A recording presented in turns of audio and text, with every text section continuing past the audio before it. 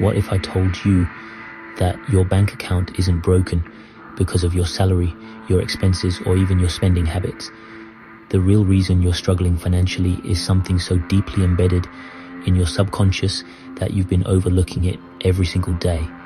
A truth I discovered only after suffering years of pain and financial turmoil without realizing that money was just a reflection of my subconscious beliefs. I'm going to reveal this hidden mental block and show you the simple 3-step method that transformed my life, including how I went from drowning in debt to building real wealth using this exact approach. By the end of this video, you'll finally understand why all your previous attempts to fix your finances haven't worked, and more importantly, exactly what to do about it starting today. Let me ask you something personal. When you check your bank account, what emotion comes up first? Is it anxiety, shame, frustration, or maybe even fear? If you're nodding right now, you're not alone. I used to feel that exact same knot in my stomach every time I looked at my balance. For years, I did everything the financial experts told me to do. I created budgets, cut expenses, started side hustles, and followed all the traditional money advice. I was working harder than ever, but somehow the numbers never added up.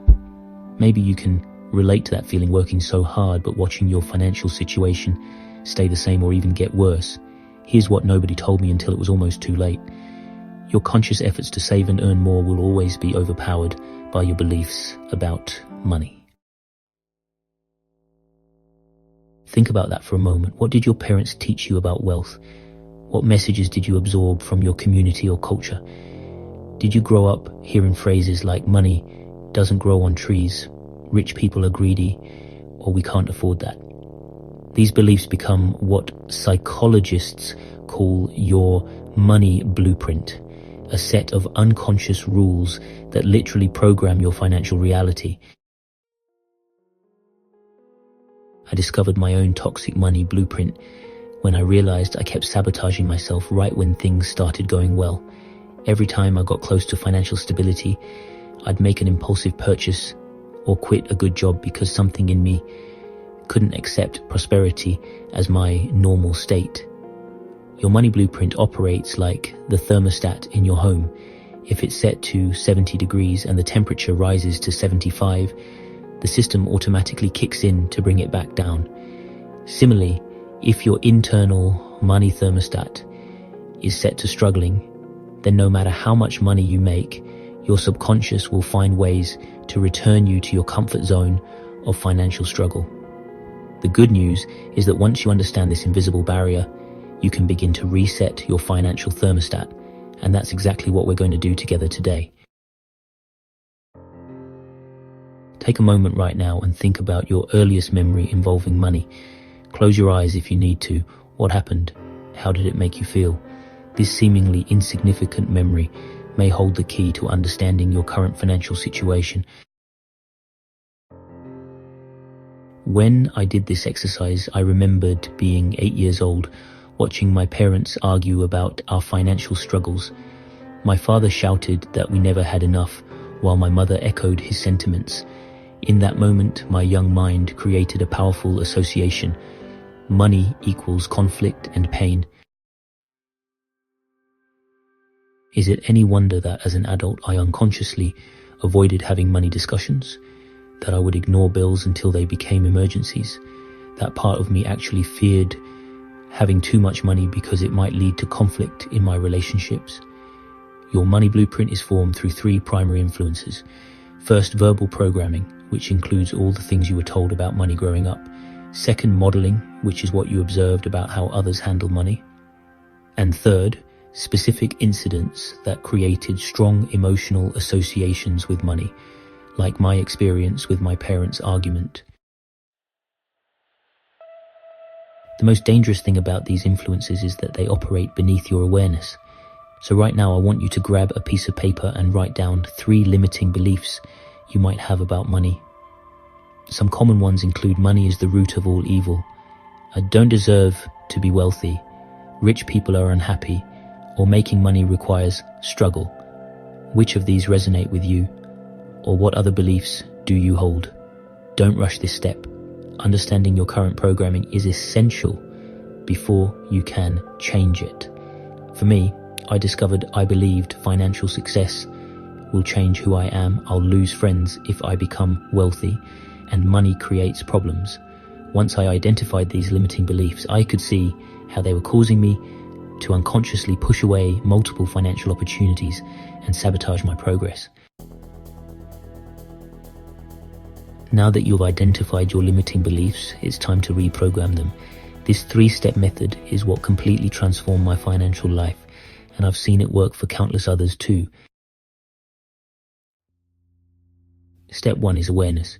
You've already begun this process by identifying your current money blueprint, but awareness needs to be ongoing. Start paying attention to your thoughts when you make financial decisions. Notice when fear, guilt, or anxiety arise around money matters. These emotions are signposts pointing to your limiting beliefs in action. When I started practicing awareness, I noticed I felt guilty every time I charged appropriate rates for my work. This was my belief that wanting more money is greedy, showing up in real time. Simply recognizing this pattern as it happened was powerful because it gave me the opportunity to choose differently. Step 2 is creation of new empowering beliefs.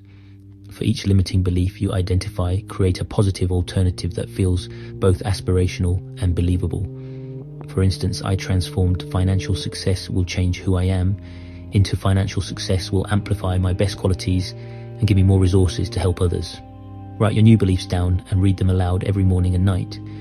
This might feel awkward at first, but repetition is crucial for rewiring neural pathways. Your brain has been running the old programming for decades, so consistency is key to establishing new patterns.